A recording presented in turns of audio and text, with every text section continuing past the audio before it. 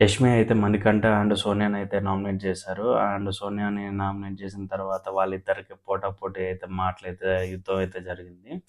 నువ్వేందంటే నిఖిల్‌ని, పృథ్వీని ఆయుధంగా వాడి నువ్వైతే వెనక కూర్చొని సైలెంట్‌గా నడిపిస్తున్నావు. అండ్ నువ్వు గేమ్ ఆడేది తక్కువ, ఈళ్ళిద్దరితో సొల్లేసేది ఎక్కువ అని ఒక పాయింట్ ఆఫ్‌లో అయితే సోనియానైతే యేసుకునింది. అండ్ మన మణికంఠనేందంటే నువ్వు నాకు ఫిజికల్‌గా అలా అంటే నాకు నచ్చలేదు. దాని గురించి మన 'బిగ్ బాస్' అయితే క్లాస్ పీకాడు. సో, ఈరోజు చెప్తున్నాను. నేను ఈ 'బిగ్ బాస్' హౌస్‌లో ఉన్నంత వరకు నిన్నే నామినేట్ చేస్తాననే విధంగా అయితే యష్మి అయితే చెప్పింది. సో, చూద్దాము. నేను గటా ఖచ్చితంగా ఇంక నుంచి నిన్నే నామినేట్ చేస్తాను. అండ్ చూద్దాం మన ఇద్దరిలో ఎవరు ముందెళ్తారో అనే విధంగా ఇద్దరు పోటాపోటీ కొట్టుకొని అయితే నామినేట్ అయితే చేసుకున్నారు. అండ్ ఇదెలా అనిపించిందో కిందైతే కామెంట్ చేయండి. అండ్ మా ఛానల్ లైక్ చేయండి, షేర్ చేయండి, సబ్స్క్రైబ్ కూడా చేసుకోండి.